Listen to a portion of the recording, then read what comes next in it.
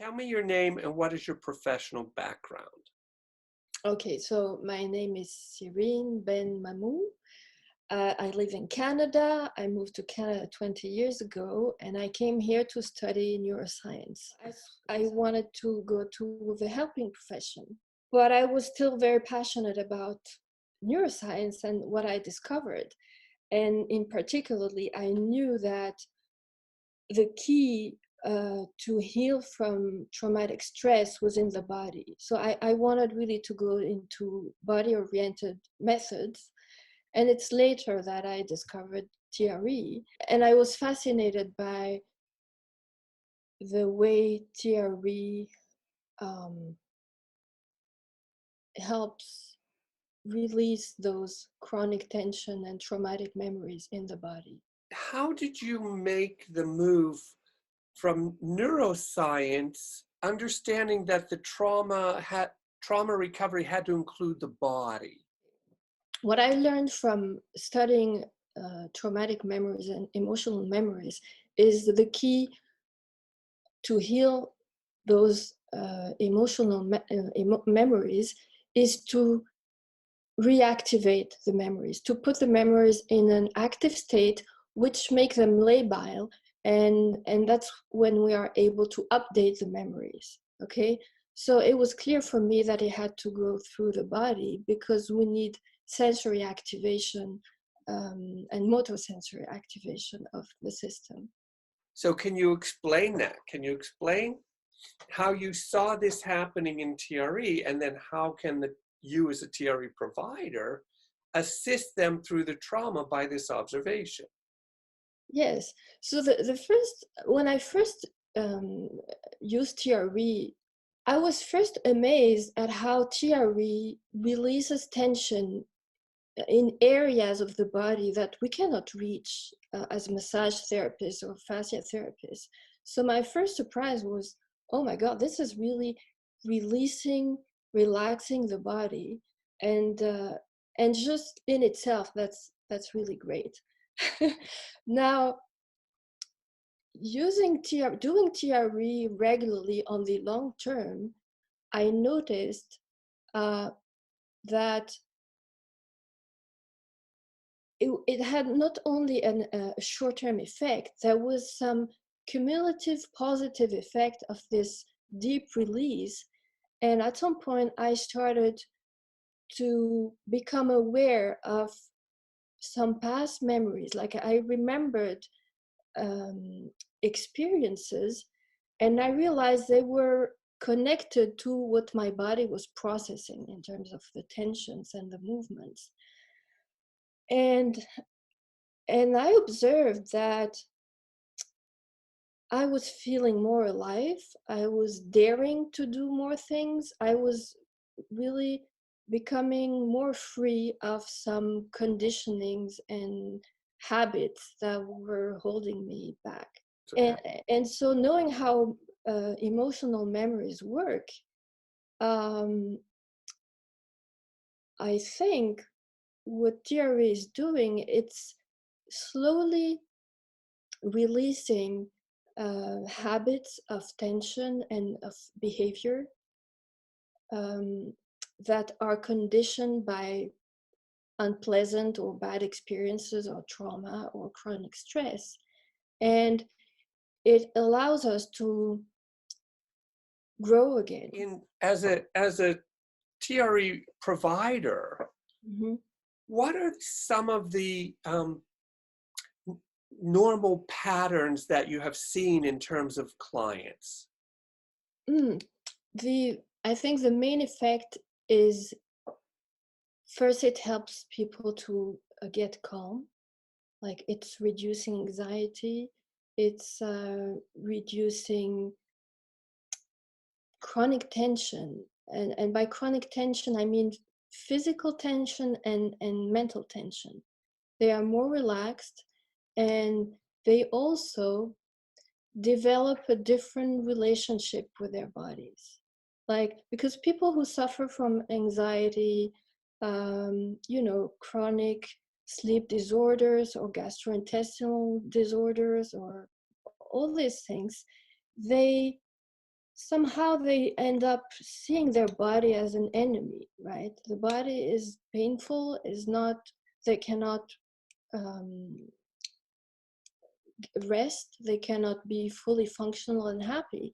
And when they start doing TRE, well, first they fear their body less. They realize this totally autonomous mechanism is actually healing them, and so they start to trust their body more. And I think that's really, for me, it's beautiful to witness, and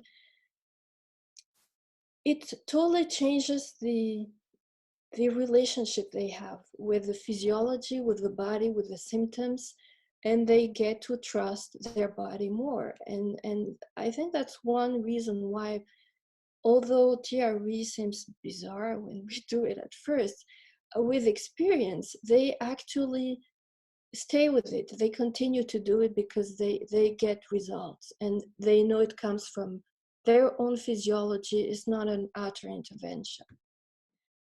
You said doing TRE helps to reduce anxiety. Can Mm-hmm. you explain from your biological and neurological background, how is this tremor mechanism actually working that it's reducing anxiety? I have to be honest here. I mean, I'm gonna tell you more about my beliefs because I have no scientific evidence that what I'm going to say is real. It's just my impression from what I understand, from what I experience, and from what I observe. The thing is, I think our nervous system and our organism are constantly adjusting to the environment, right?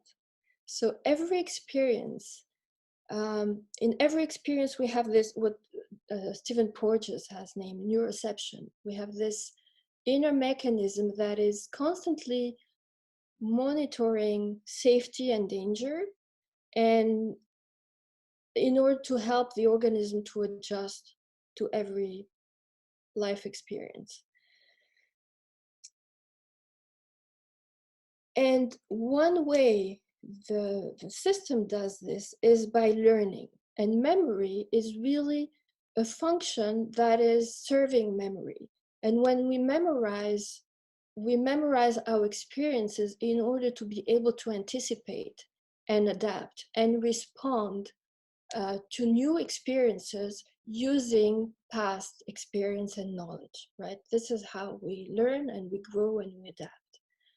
So one important thing for our nervous system is to be able to predict danger, right? And aversive experiences.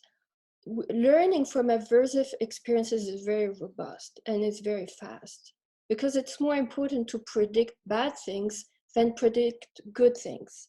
Because if you cannot anticipate a danger, you can be dead, right, very quickly, or hurt. That means the nervous system is constantly learning from every experience, right? And the purpose of our nervous system is not to maintain us in constant stress and hypervigilance and anxiety. It does this, it keeps us in these states only because it perceives some cues that are or could be predictive of danger.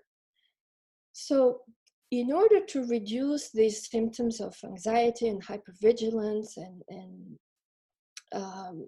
be more attuned to our environment in the absence of danger, really, we need to restore the reactivity of the system.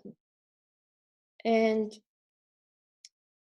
using TRE, so you showed that this tremor mechanism that is involuntary and effortless is actually a way to release tensions in the body. And what is really important is to do it in a safe environment, in an environment that feels at least safer than the initial experiences that were registered as traumatic or stressful. And when we do this repeatedly, the organism experiences new reactivation of these past memories in a safe environment, we release the tension in the body. And I think what occurs then is a sort of update of the memory, saying, when, even if the body is processing a trauma, well, first the release of the tension sends a signal to the brain of, release. So it's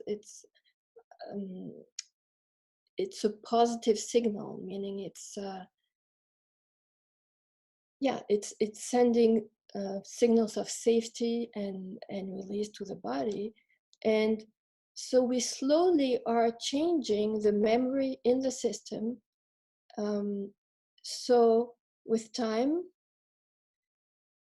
the activation of the defense system is reduced.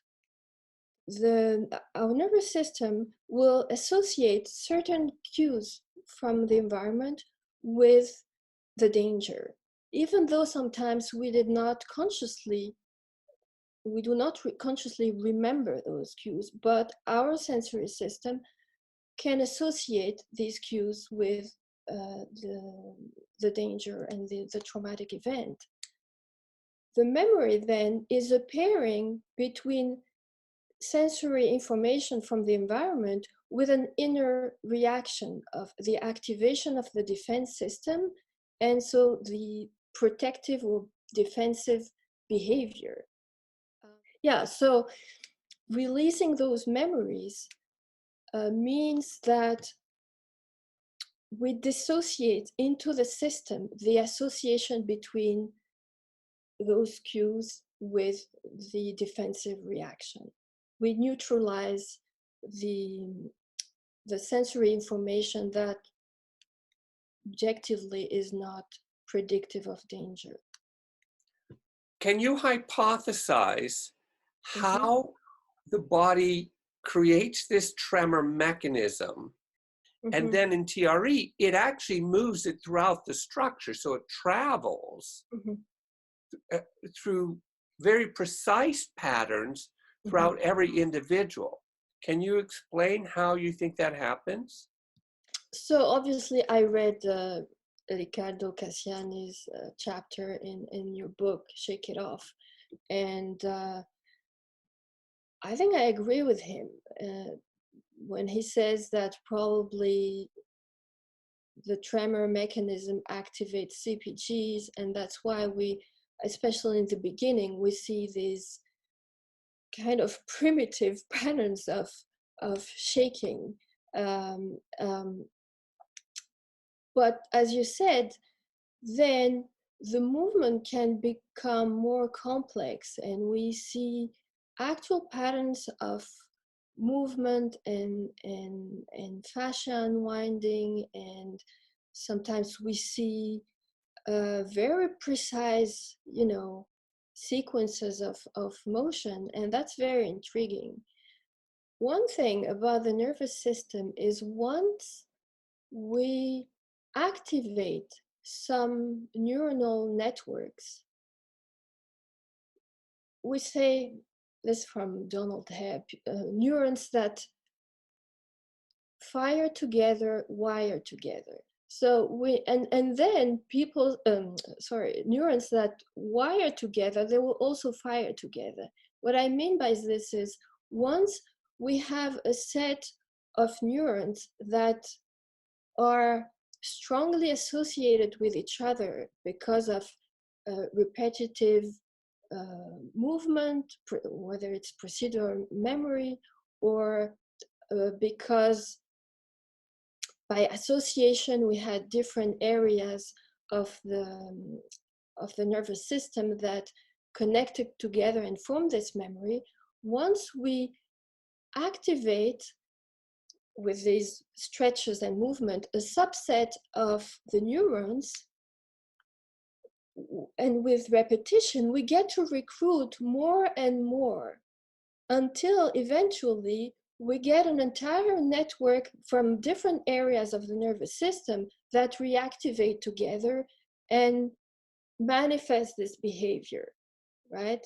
And I think that's why also it's very potent in resetting the reactivity of the nervous system and reducing the traumatic aspect of some memories. It's playing with the reactivation of neurons and resetting their response. And the more we activate neurons and the more we see these complex patterns of movements during the tremor mechanism. That was excellent. You had me as soon as you said a subset. I think that's what we do. We activate generically the tremor mechanism. Yes. It finds a subset that needs release, and then that starts to spread throughout the entire pattern. Yes. And that's one thing I like very much about TRE is like we start the process and then the organism decides where to go. We're not pushing anything, we're not forcing anything, because the danger of pushing and inducing something with our volition or intervention is it might be perceived as a new threat by the organism. Where instead what we're doing is we allow it to start and then we let it unfold, and the system decides in this state of safety what to process as past memories. And it doesn't have to be very traumatic. It could be milder forms of trauma or stress, but they're still stored in the body and held in form of tension. So when we give the opportunity to the body to self-regulate, it will do it. And I think really TRE is brilliant. As I said, we start with these tremors, and then with time we might observe that there's not just movement in the body. Sometimes we reactivate emotions. Sometimes they are what I call pure emotions, in the sense that we start to laugh or cry, but there's no conscious recollection of any event. And then other times there is this conscious recollection. And that illustrates how, depending on the experience, the nervous system will reactivate some areas or not. And we can just observe and, yes, hypothesize on what the nervous system is doing. But clearly, if we have a conscious recollection of an event and we see the pattern of movement is related to it, we can say, well, we have perhaps a stronger reactivation of the conscious component of this memory, and sometimes it doesn't happen. And it's okay, because it's the body deciding what to do.